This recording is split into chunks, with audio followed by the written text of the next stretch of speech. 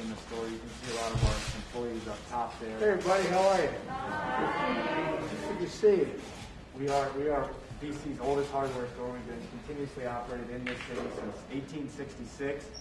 We've moved around a few times. We've been in this building for 7 years now. Like my father was telling you, this is actually our second presidential visit, but our first one in this building. So welcome. We're excited to have you here today. And I want to introduce you to Mary Ackley from Little Wild Things. She has a separate business in our building. What they do is microgreens. I'll turn it over to Mary because she can describe her business a lot better than I'll be able to. Fire away. Sure. We moved here a few years ago, and we are an urban vertical farm located right next door. We grow salad greens, microgreens, and edible flowers. Beautiful salads. We deliver them all over the greater Washington, D.C. area, both to homes, and we donate locally here in the neighborhood.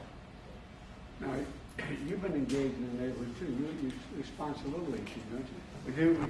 We sponsor a Little League team. We also we run job fairs for special needs programs to get their students to help them find employment. We've actually hired 3 people from that job program. It's called Project Search. It's a partnership between a nonprofit and the DC government, and they do a great job training their students who are special needs to come and be able to work in an environment like this and be great contributors. Have you hired any of those folks? We've hired 3. 3. Yeah. And Mary participated in our first job fair. We were going to do another one, but obviously the pandemic has halted our ability to do that. But when things go back to normal, we're going to continue to do those job fairs. Well, tell me, what kind of what hit you the hardest when the pandemic hit? Right. So the biggest challenge is what we're going to do with our staff. You know, there were so many uncertainties related to what the virus actually did.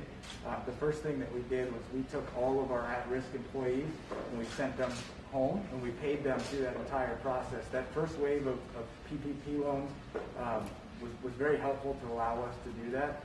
Obviously, that was not cost effective, but we felt like we had to do that for our employees.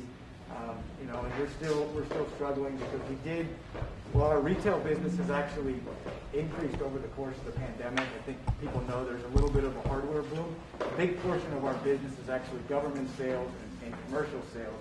And for the first 4 or 5 months, I mean, that was completely gone. And that was, honestly, usually is about 60% of our annual revenue. One of the reasons why I changed the rule for 20 days to make sure only employers with 20 or fewer employees could qualify for PPP.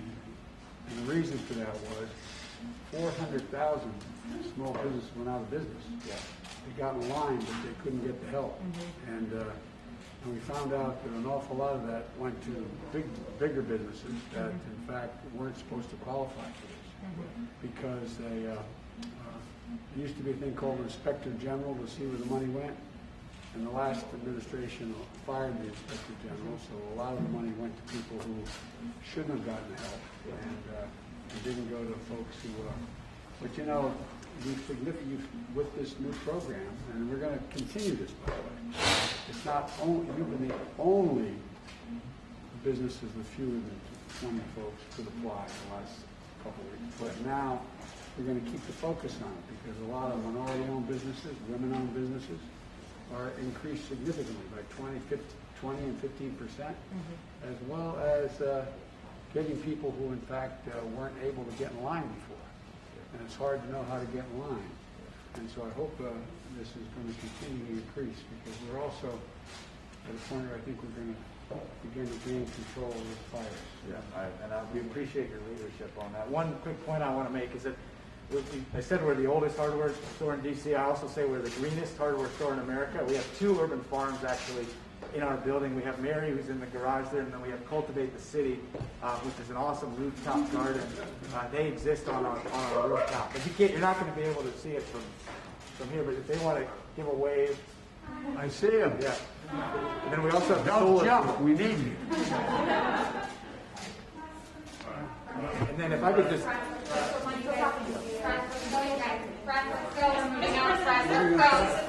Let's go, you guys. Come on, Press. We're going to move out. Let's go, Press. You guys, let's go. Come on, Press. let's go. Come on, let's go. Crisis at the border, sir. Thank you. Let's go, you guys. Come on. Come on, let's go. Thank you guys. Thanks so much.